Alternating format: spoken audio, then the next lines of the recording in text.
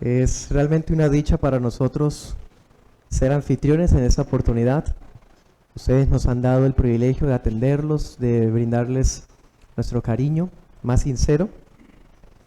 Es un privilegio, es algo, un precedente histórico para nuestra iglesia local, ser anfitriones de esta asamblea de este año. Me ha parecido estupendo el orden temático que se ha diseñado. El tema que acabamos de ver dependió de lo anterior y el de ahorita que voy a compartirles depende del que acabamos de ver. Bastante interesante eso. Les voy a compartir bajo el título Reflexiones sobre piedad conyugal. Y vamos a primer libro de Samuel, capítulo 1, verso 1. Reflexiones sobre piedad conyugal.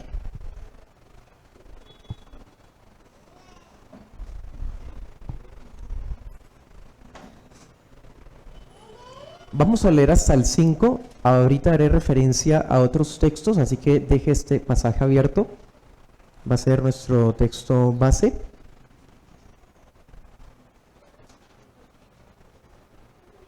Pero como lectura inicial vamos a leer solamente los primeros 5. Dice: Hubo un varón de Ramataim, de Sofim, del monte de Efraín, que se llamaba Elcaná, hijo de Jeroam, hijo de Eliú, hijo de Tou, hijo de Suf, Efrateo. Tenía él 2 mujeres, el nombre de una era Ana, el nombre de la otra Penina. Penina tenía hijos, mas Ana no los tenía. Y todos los años aquel varón subía de su ciudad para adorar y para ofrecer sacrificios a Jehová de los ejércitos en Silo, donde estaban 2 hijos de Elí, Ofni y Fines, sacerdotes de Jehová. Y cuando llegaba el día en que Elcana ofrecía sacrificio, daba a Penina su mujer, a todos sus hijos y a todas sus hijas, a cada uno su parte. Pero a Ana daba una parte escogida porque amaba a Ana, aunque Jehová no le había concedido tener hijos. Amén. Bien, hermanos.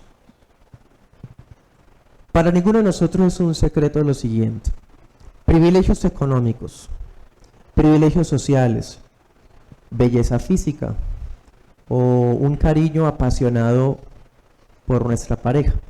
Son dones que Dios nos puede conceder bajo el cielo, pero que son dones que de todas formas no son suficientes para preservar nuestros matrimonios.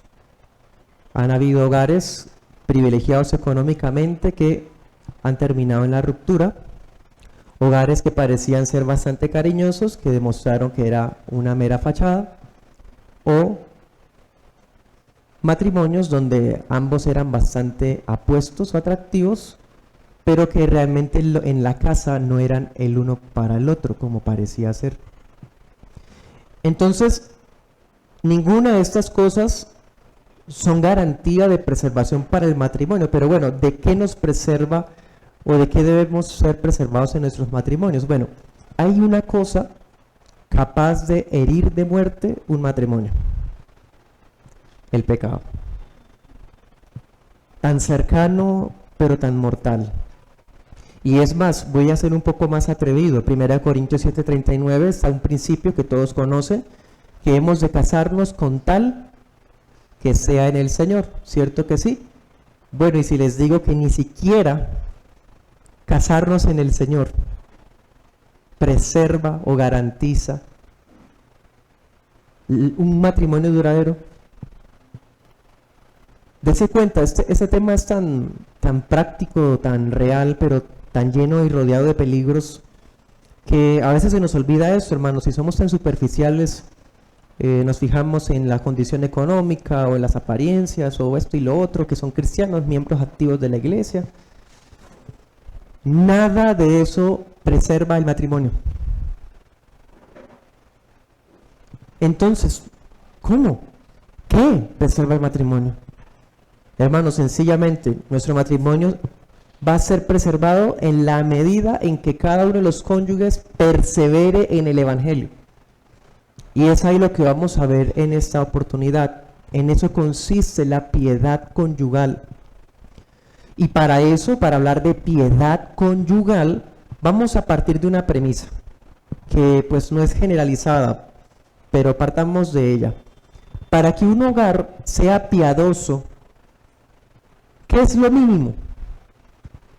Que los dos sean regenerados, ¿o no? Que los dos sean hijos de Dios. O sea, partamos de que el corazón de ambos creyentes ha nacido de nuevo. ¿Sí? Porque es que solo un corazón regenerado que ha nacido de nuevo será capaz de amar al Señor sobre todas las cosas. Y sabe, hermano y hermana, la única cosa que podrá preservar nuestro matrimonio de todos esos peligros que rodean nuestros matrimonios es que amamos a Dios sobre todas las cosas. Esa es la señal o la primera marca de una persona piadosa.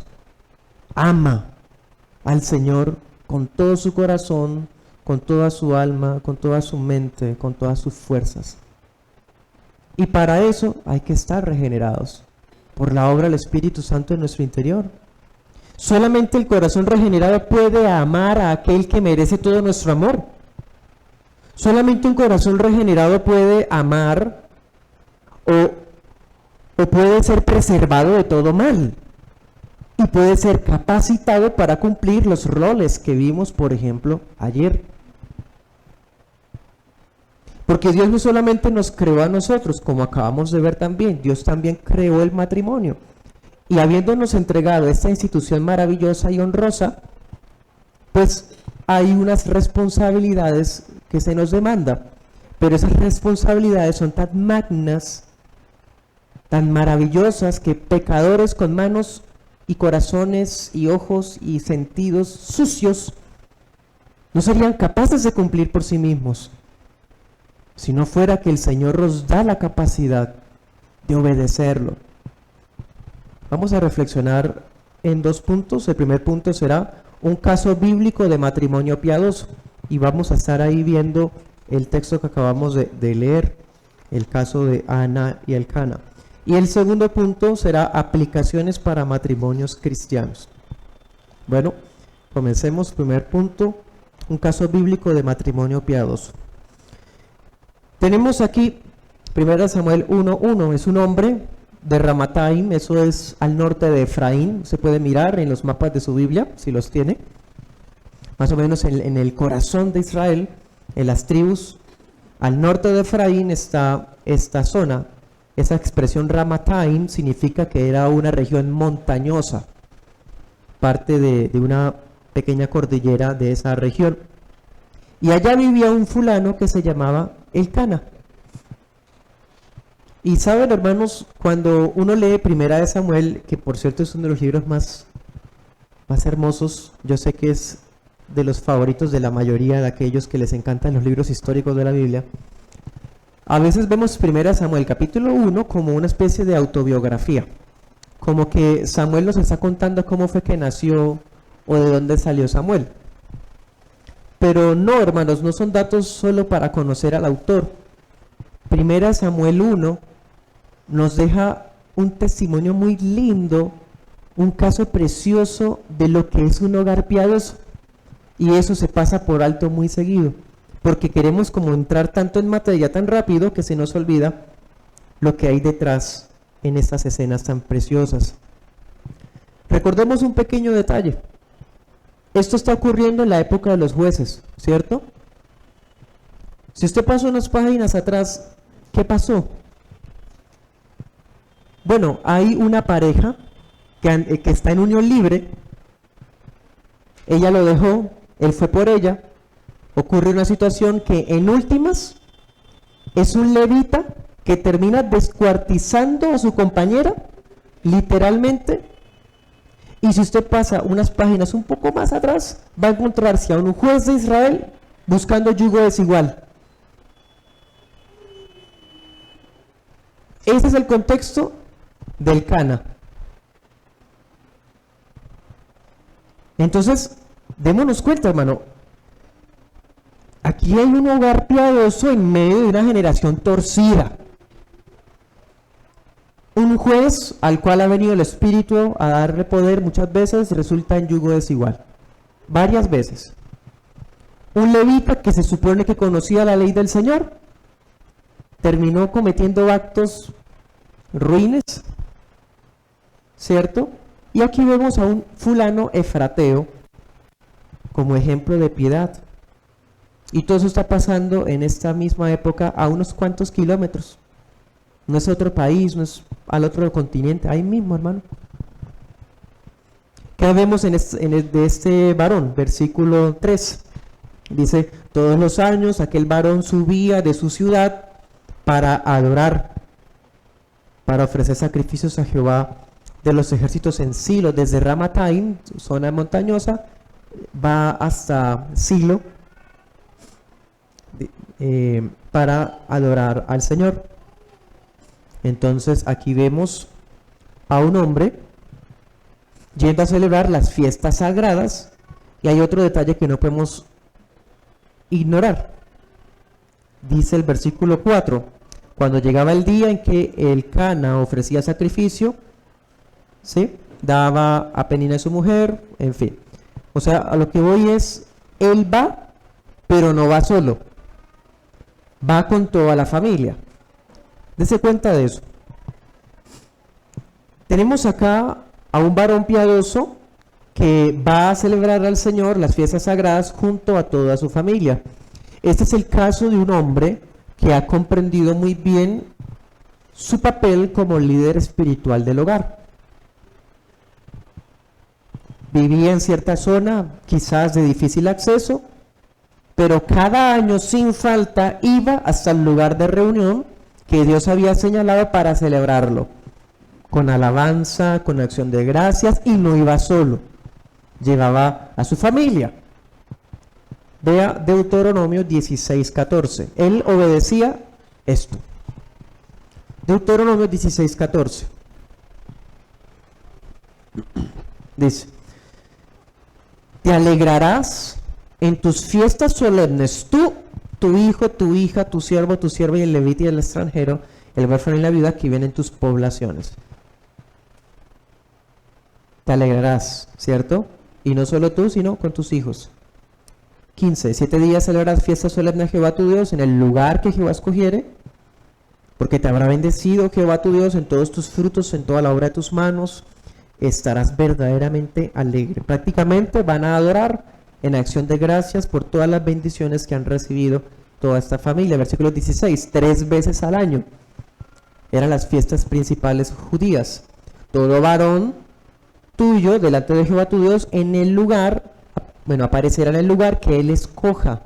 En el tiempo de los jueces escogió ¿cuál? Silo, porque allá estaba el tabernáculo. Y dése cuenta que la orden aquí también era especialmente al varón, pero él se esforzaba por llevar, incluyendo a su esposa.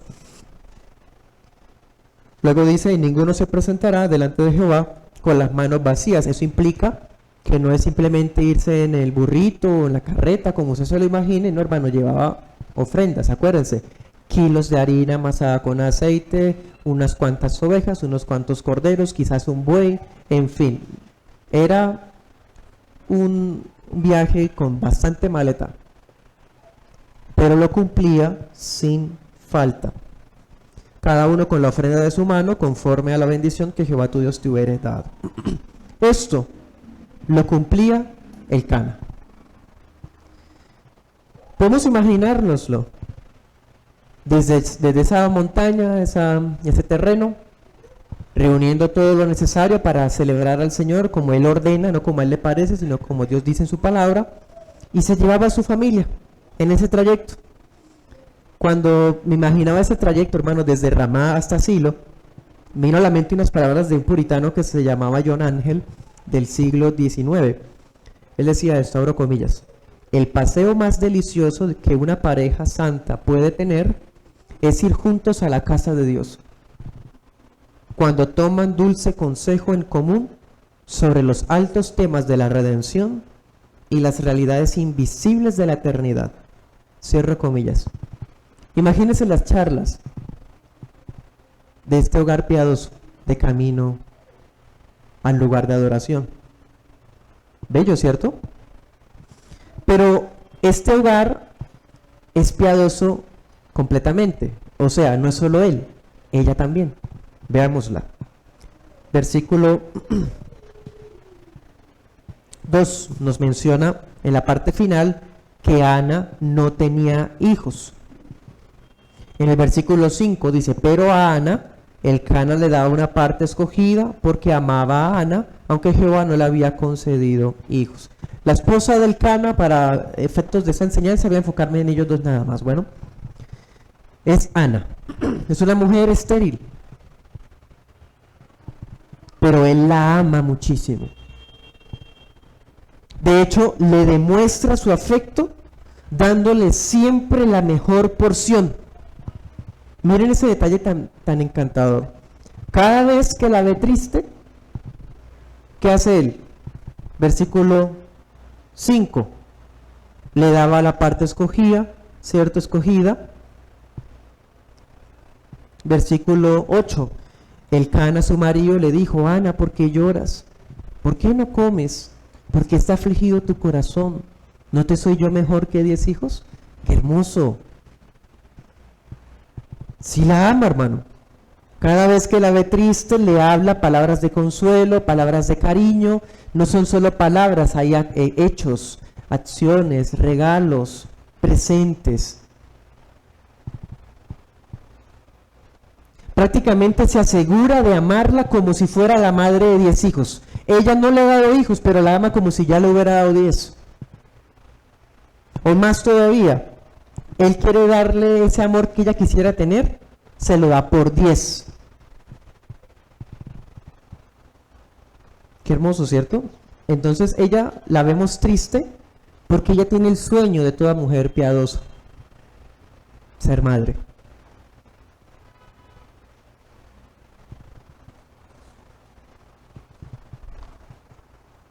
A diferencia del proyecto de vida de las mujeres impías, el sueño de toda mujer piadosa es darle hijos a su marido y levantar una descendencia igualmente piadosa. Entonces vemos, hermanos, un caso hermoso de un hombre, de un esposo piadoso. Pero Ana también es ejemplo de una esposa piadosa. También. Mire donde dice el versículo 7, así hacía cada año cuando subía a la casa de Jehová. Ana pues sufría una situación que la irritaba, entonces ella lloraba, no comía. Versículo 8, bueno, vimos las palabras que le dice el Cana. Versículo 9, se levantó Ana después que hubo comido y bebido en Silo, mientras el sacerdote Elí estaba sentado en una silla junto a un pilar del templo de Jehová. Ella con amargura de alma oró a Jehová, lloró abundantemente, en fin. Lo que quiero mostrarles es, a diferencia, por ejemplo, Raquel, Génesis 31, ¿se acuerdan? Ella está frustrada y llega y grita a Jacob y le dice, dame hijos o me muero. Raquel no es un ejemplo de piedad, hermano. Ana sí. El Cana consiente a su amada Ana. ¿Y cuál es la respuesta de Ana? Bueno, Ana no desquita su amargura contra su marido. La notamos sumisa a su marido. Y especialmente sumisa a la providencia de Dios. Porque es que fue Dios el que le cerró el vientre.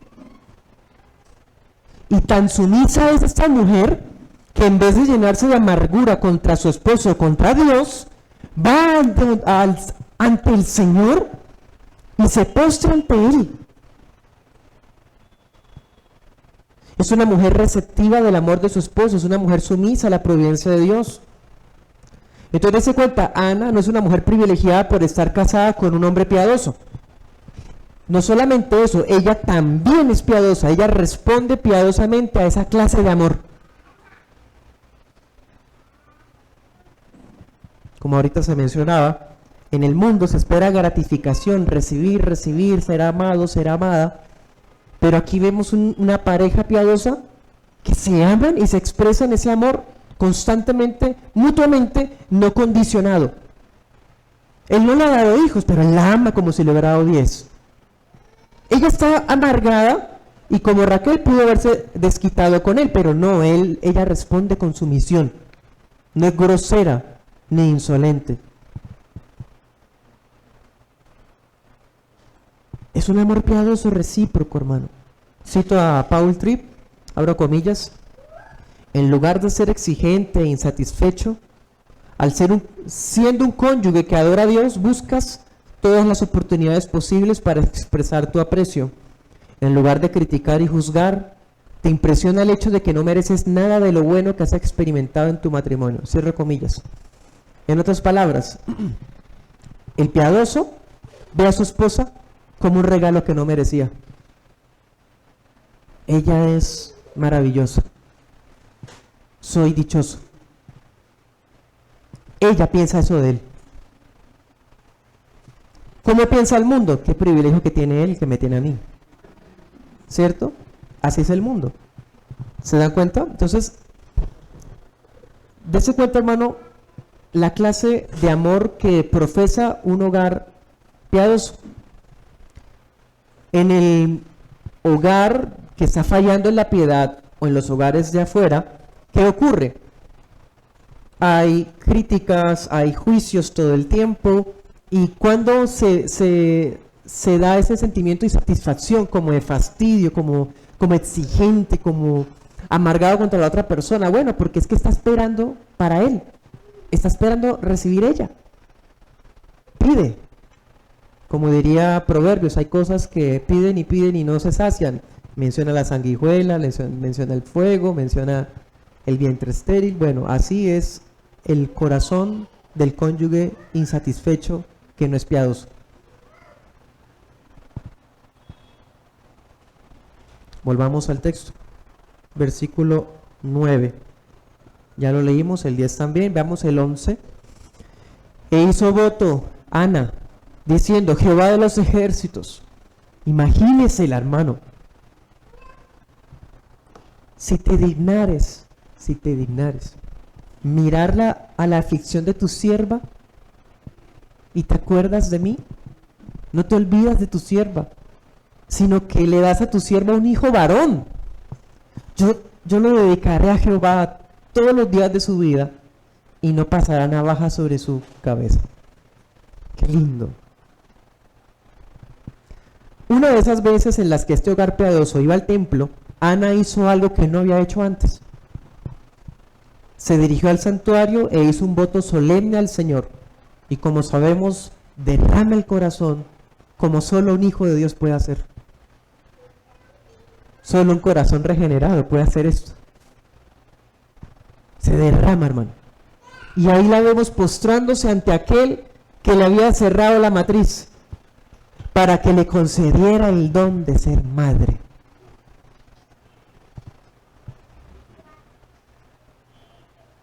Pero hay un detalle. Ella se atrevió a ser específica en su petición. Ella no solo quiere tener hijos, ella quiere un varón. Ella le pide a su Padre Celestial tener un varoncito. Y ahí vemos, hermanos, la comunión, la cercanía que tiene esta mujer con el Señor. Piedad. Y saben, otra cosa. Como una evidencia de que ese sueño no era un ídolo, ¿qué hace ella? Es tuyo. Te lo ofrezco a ti. Prometo que te lo dedico y lo traeré al servicio del sumo sacerdote Elí. Hermano, no era un capricho, no era un ídolo. ¿Cuántos casos usted ha conocido de mujeres u hombres que hacen votos a Dios, hacen promesas, que si Dios le sana a su hijo, que si Dios le salva la vida a su hijo que está en peligro, que entonces se lo va a entregar? Mentiras. Se olvidan del Señor y viven impíamente. Esa mujer es hija de Dios, ella no actuó así. Pero, ¿saben? Nosotros pensamos mucho en Ana en 1 Samuel 1. Y el Cana, ¿qué piensa de eso, hermano? Porque el hijo es de él. ¿O no? O sea, ella de repente volvió del tabernáculo y no tenía al niño. Bueno, ¿y dónde está mi hijo? No, yo quise dejarlo. No, así no fue. Leamos Números 30. Números 30, versículo 6.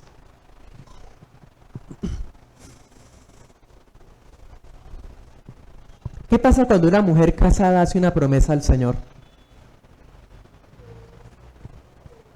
Dice, si fuere casada y hace votos o pronuncia de sus labios cosa que obligue su alma, dice, si su marido lo oye y cuando lo oye calla a ello, los votos de ella serán firmes y la obligación con que ligó su alma firme será.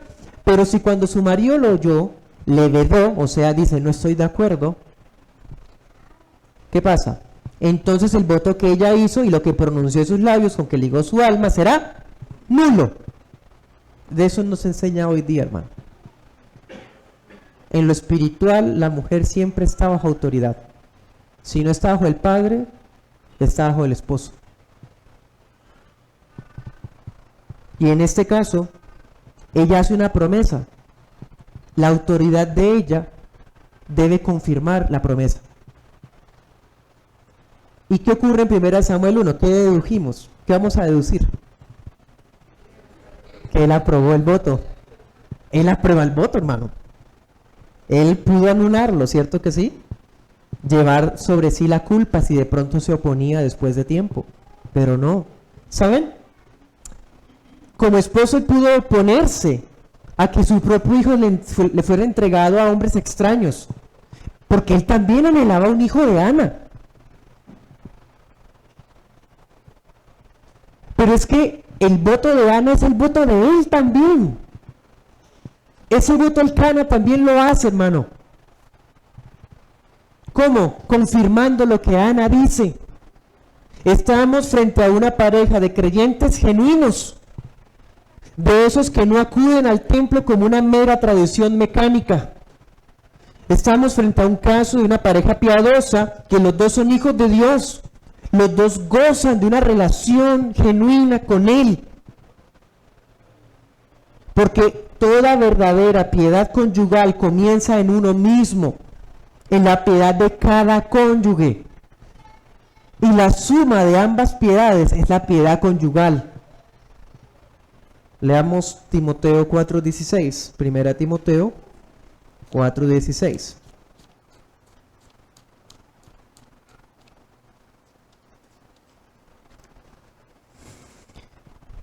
Dice el apóstol a Timoteo, ten cuidado de ti mismo y de la doctrina, persiste en ello, pues haciendo esto te salvarás a ti mismo y a los que te oyen. ¿Cómo comienza la piedad? Ten cuidado de ti mismo. Otros pasajes los estaremos referenciando más adelante, de Timoteo. Ten cuidado de ti mismo y de la doctrina. Y luego entonces los demás, siguiendo la manera como aplicó el pastor David ayer, eso apliquémoslo en el hogar. El cónyuge tiene cuidado de sí mismo y entonces puede apoyar y alentar la espiritualidad de su cónyuge. ¿Cómo puedo aconsejar o dar lo que no tengo? ¿Cierto? La esencia de un buen matrimonio se encuentra en el fruto del Espíritu, en la obra de Dios en el corazón de los dos.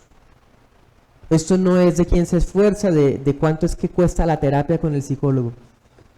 Entre más cara, entonces más frutos habrá en el matrimonio. No. Aquí es el fruto del Espíritu. El terapeuta de los hogares cristianos es el Espíritu Santo. La palabra de Dios. Y el pastorado de la iglesia local. Por eso es tan importante que los dos sean convertidos. Porque el buen matrimonio depende de cómo Dios ha obrado en cada corazón. Qué difícil es cuando Dios solo ha obrado en uno.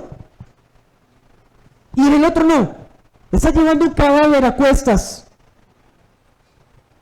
Desde Ramataim hasta Silo, de la zona montañosa hasta allá, y lleva ese cadáver encima.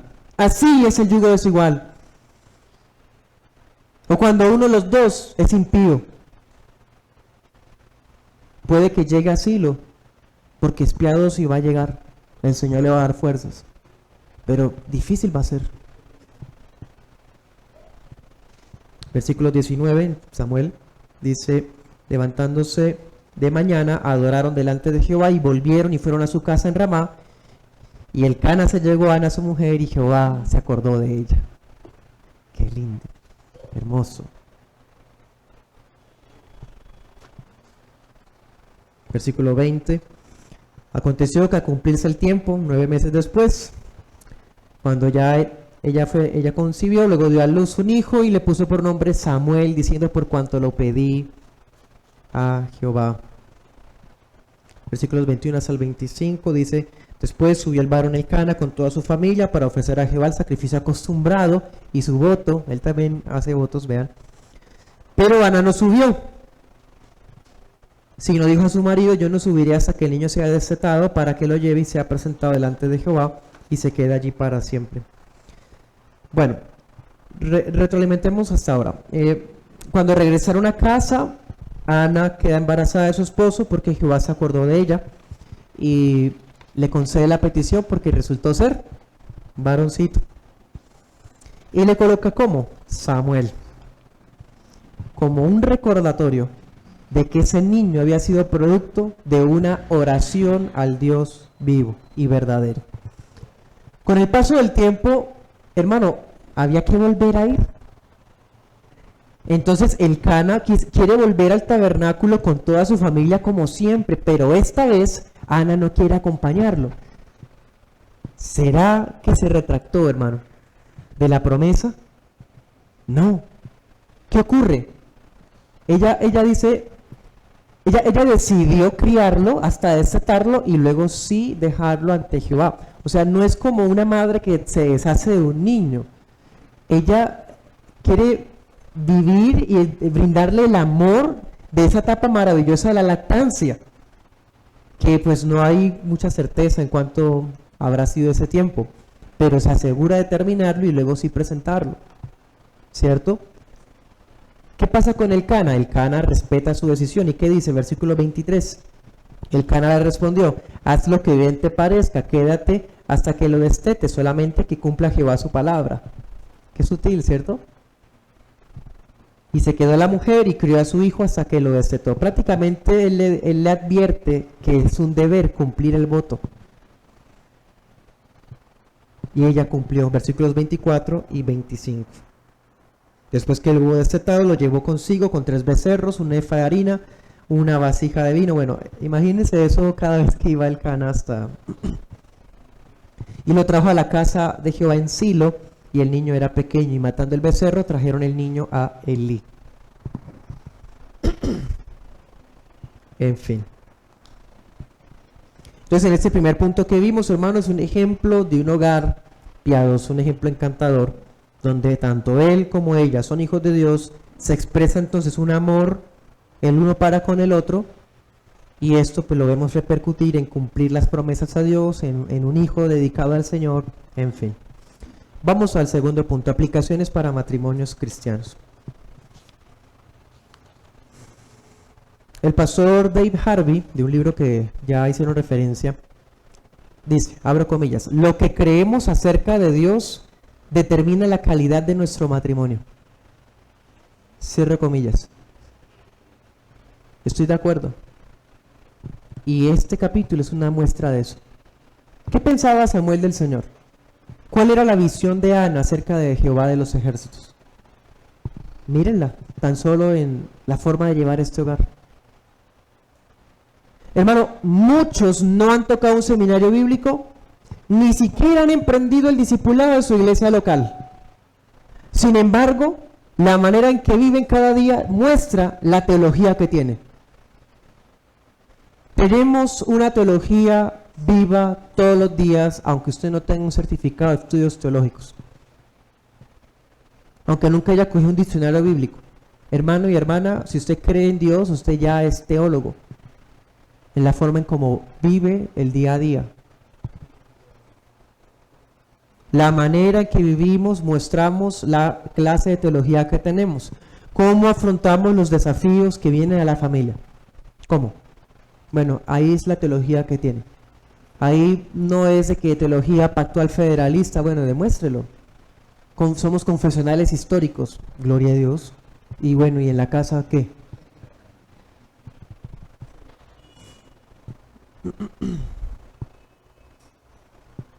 Tener las deudas al día, lograr educar a nuestros hijos, ser miembros de una iglesia bíblica, como lo que mencionamos al comienzo, son bendiciones bajo el cielo, pero ninguna de estas nos exime de los desafíos a los que se expondrá nuestro matrimonio en un mundo caído. Ni siquiera ser miembros de una iglesia bíblica nos va a eximir de lo que viene, hermano. ¿Qué es? Sabe Dios qué es. Pero como hemos estudiado en la iglesia local, en Hebreos 12, la prueba, la disciplina de Dios va a venir tarde o temprano, porque al que Dios recibe como hijo, lo disciplina. Pero bueno, como hogar piadoso, ¿cómo vamos a responder cuando eso pase? ¿Cómo? Ni siquiera estar casado con un pastor, ni siquiera estar casado con una esposa piadosa nos garantiza paz duradera. No coloquemos nuestra confianza, ni nuestra ancla, ni nuestra esperanza en carne, solamente en el Señor, porque el aliento de vida del hombre está en su nariz. ¿Qué es el hombre sino un soplo? Por eso no podemos bajar la guardia, hermanos. Tenemos un adversario que acecha. Ahorita hablábamos con una hermana querida del tema, y a veces los cristianos reformados se nos olvida que Satanás existe. Y para no mencionarlo tanto como lo menciona en el pentecostalismo, entonces se nos olvida que acecha. Y el blanco de él no solamente los oficiales de la iglesia, la unidad de la iglesia, el blanco de él también es la pureza de los hogares. Y además vivimos en un mundo que está dispuesto a pagarnos con tal que pequemos. Si no somos piadosos los dos, ¿qué esperanza habrá, hermano, para tener un matrimonio duradero? Como decía uno de los predicadores ayer,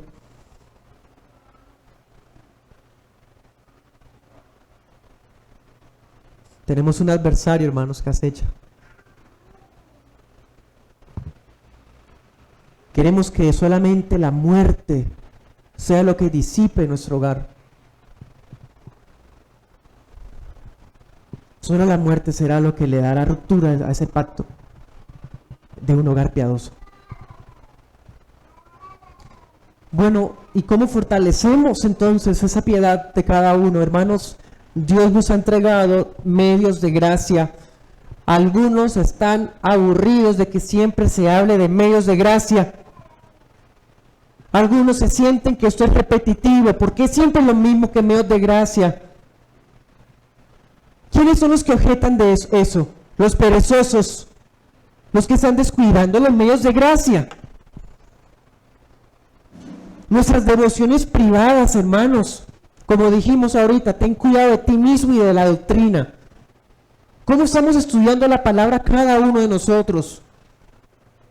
Porque es que el matrimonio piadoso no solamente fortalecer las devociones privadas, sino alentar a nuestro cónyuge a que crezcan las de él también.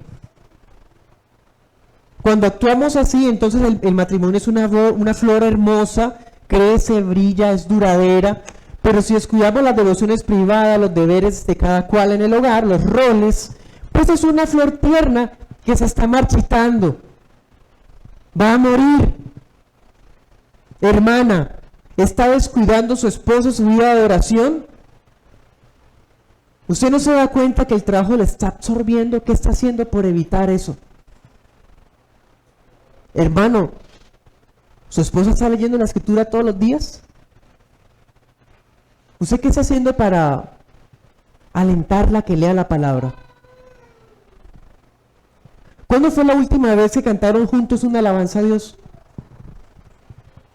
En la intimidad del hogar, en la casa, a capela, abrazados. ¿Es el día del Señor un día de culto familiar de verdad? Alentar, hermano, en esos deberes de piedad conyugal es ser responsables con mis propios deberes y alentar a que mi cónyuge ande en los de él. Necesitamos que los dos estemos avivados, los dos. Si dejamos de adorar a Dios en nuestro matrimonio, hermano, vamos a comenzar a adorarnos a nosotros mismos. Cuando se descuida los deberes de devociones privadas, de los medios de gracia, va a aparecer el fariseo en el hogar. Ese fariseo que reclama, siempre reclama, todos son derechos de él, exige. Eso va a repercutir hasta en créditos, hasta en nuevas deudas, hasta en señalamientos, sacarse en cara cosas que ya se habían dejado atrás.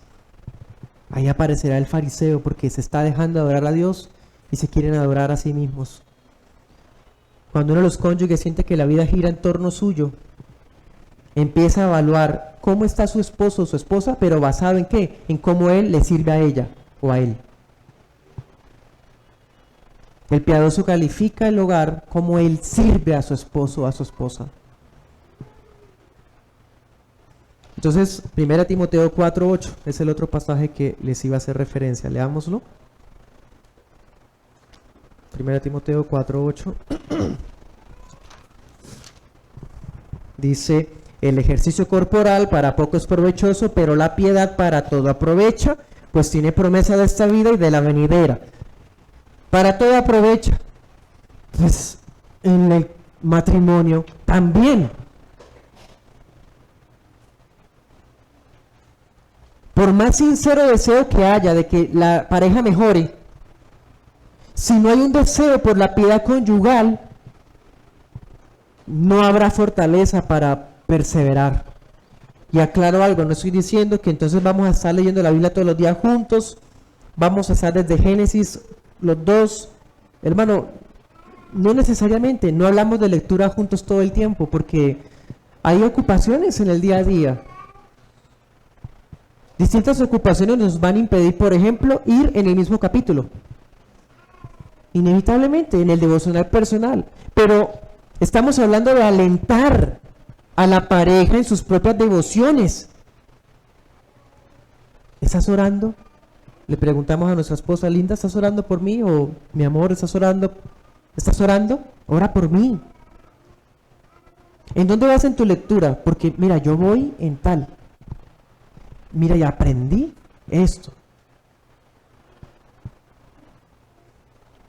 ¿Te acuerdas cuál fue el último libro cristiano que leíste? Sí. Y ese autor tal piensa esto, o mira lo que dijo ese autor, algo que le pasó, me pareció muy interesante, muy hermoso, en fin. Alentar, conversar, dialogar de lo que cada uno está descubriendo de las lecturas bíblicas, de su tiempo de oración, de su piedad. Esto es mutuo. Cito a Richard Steele, siglo XVII. La meta más alta del matrimonio es promover la felicidad eterna mutua. En esto, la cooperación es muy importante. Los conocimientos de él deben ayudar a vencer la ignorancia de ella, y el fervor de ella, el desaliento de él. Es mutuo.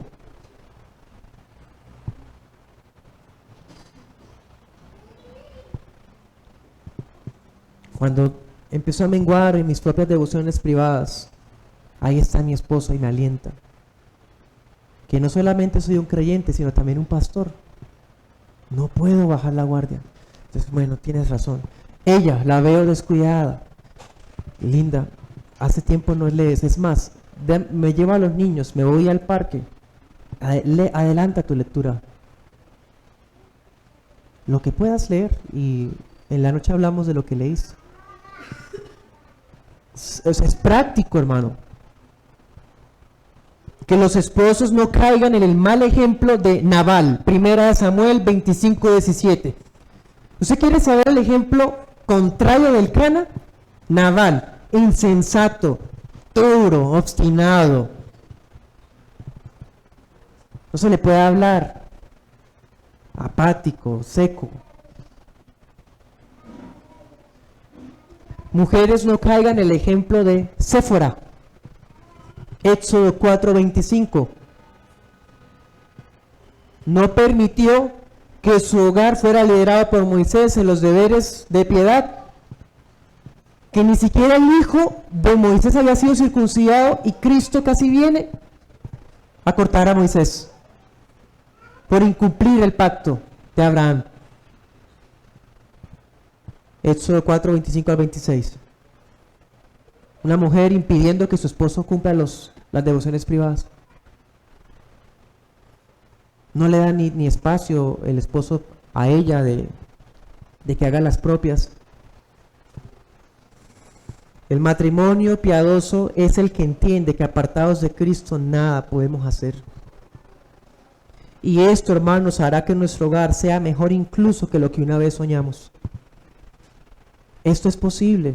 Y decimos lo que decía Steele también, abro comillas, el matrimonio es un pedacito de cielo sobre la tierra. Es verdad. Es verdad, hermano. Ojalá todos lo dijeran y que no hubiera cristianos que digan, si supiera. Los que se expresan así es porque no hay piedad en la casa. Cuando hay piedad en la casa, hermano, es el pedacito de cielo en este mundo. Es la única manera de conservar la actitud, el cariño, como si fueran novios, es por la piedad. Todo el tiempo. Y el amor madurará y se fortalecerá. ¿Por qué? Porque hay piedad. Descuiden la piedad y verán, hermano. O ya lo han visto también. Ya ni cariño se expresa. Rutina, frivolidad. Falta piedad entonces. Para terminar, les voy a decir dos conclusiones. Primera conclusión. Adecuarnos a los roles bíblicos, como hemos estado estudiando, es señal de piedad conyugal. Es la mejor manera de hacer brillar el Evangelio. ¿Cómo mostramos el testimonio de Jesús en nuestras vidas? Hermano, no es solamente con un micrófono en la esquina del parque o teniendo un blog teológico. ¿Cómo enseña 1 de Pedro 3? ¿Qué dice el apóstol en ese texto, del 1 al 7? Las mujeres muestran su piedad conyugal en la forma como se refieren a su marido. Señor, le dice la piadosa al esposo. En la forma en cómo se visten. ¿Por qué promover o por qué publicar fotos aún en vestido de baño en redes sociales para que la vea otro? Ni siquiera siente un poco de pudor o vergüenza. ¿No siente que es pecado hacer eso? ¿De casualidad, hermana?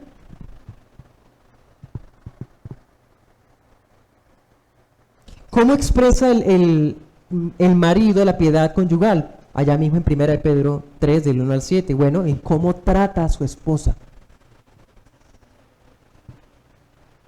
¿Cómo se refiere a ella? Si es áspero, la ignora, se la pasa encerrado en su trabajo y ni... Eso no es piedad cristiana. ¿Cómo más? Pureza personal. A ella no le quiere hablar ni la ve o le dice cumplidos, pero sí mira para otro lado y dice los cumplidos a otra persona. Eso es patético. Nos adecuamos a los roles bíblicos en proporción a la piedad individual. Segunda conclusión. Esto es práctico. Si los dos son cristianos, tienen a un Padre en común, a un Señor en común. Van al mismo destino los dos. Hablen de todo eso, hermanos. Conversen juntos del sermón. Pero no es de eso de que, es el estilo, o cómo lo dijo, o el tiempo tan bueno que hubo, ¿no? Hubo buen clima. No, pero cuando llovió casi no se entendía. No estamos hablando de hablar eso. Estamos diciendo de hablar lo que habló a Dios a su alma. La lección que el Espíritu Santo le regaló a su corazón que usted no había visto. Dígale, esposa mía, bueno, cariño, linda, como usted le diga, aprendí esto. No lo había visto así. Te he fallado en esta área. Ella le va a responder. Qué refrescante es eso. ¿Qué lecciones ha aprendido su alma? Dígaselas. Ella, dígaselas a él. Y entonces ambas almas serán ministrados por la misma lección. Estarán en unanimidad. ¿Cómo podríamos asegurar que amamos a nuestra pareja si el destino de su alma nos es indiferente? Cristo está preocupado por su iglesia y Él la alienta a que conserve el fuego de las devociones privadas todo el tiempo. Hasta a veces nos prueba para eso, para que volvamos a Él, para que estemos siempre en la intimidad con Él. Bueno, y nosotros, sus esposos, para que ella esté conectada con el Señor, y esposa, para que Él esté conectado con el Señor. ¿Qué estamos haciendo? Oremos.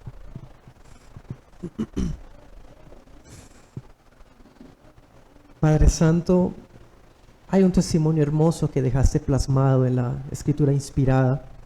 El caso de Elcana y Ana. Dos hombres, un hombre y una mujer, comunes y corrientes, Señor, dos personas normales como nosotros, pero que te amaban, Señor, y vemos la diferencia aún en cómo vivían su vida de pareja. Señor, haznos como Elcana, los varones así, piadosos, obedientes a tu palabra, santos por tu ley, pero también, oh Dios, afectuosos y cariñosos con nuestra esposa, en cómo nos referimos a ella, cómo la tratamos, cómo lo demostramos nuestro amor.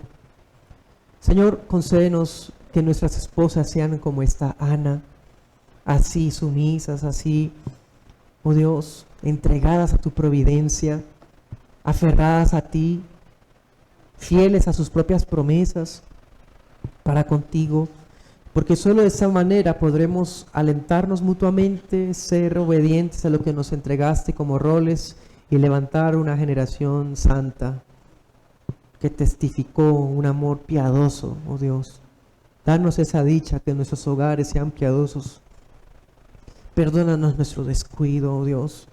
Hemos sido descuidados con nuestras propias devociones privadas, cuanto más con la de nuestra esposa o de nuestro esposo, Señor.